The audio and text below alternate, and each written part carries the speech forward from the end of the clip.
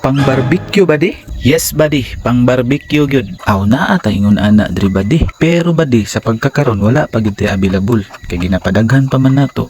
Preferring for big production. Barbecue, tinula, adobo badi. Lahi lang gyud quality sa karne nga klase nga native badi.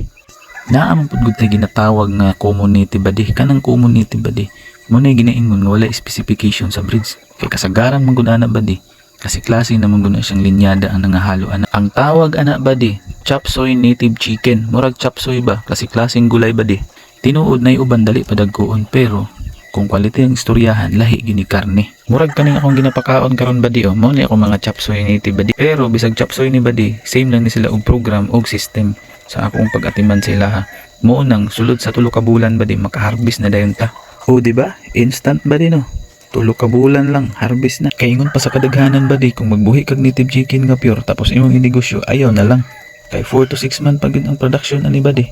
Makalugi yun daw. Mas makabintaha pa daw tong chop suey. Kay dali pud managko, samot nagdagko nga klase. 4 to 5 months, pwede na po daw ma-harvest. Kanang 2 to 3 months nga production system nga akong sekreto ba di. Dili na yun nalalim, sama aning pure native nga akong ginabuhi ba di. Gahi pa sa batikulong padakon ba di. Naapagani mo labaw karon, broiler na yun na, 30 days pa lang harvest na ba di. Di ka po inapugtabi ba di, maong salamat sa atong katikaran karon.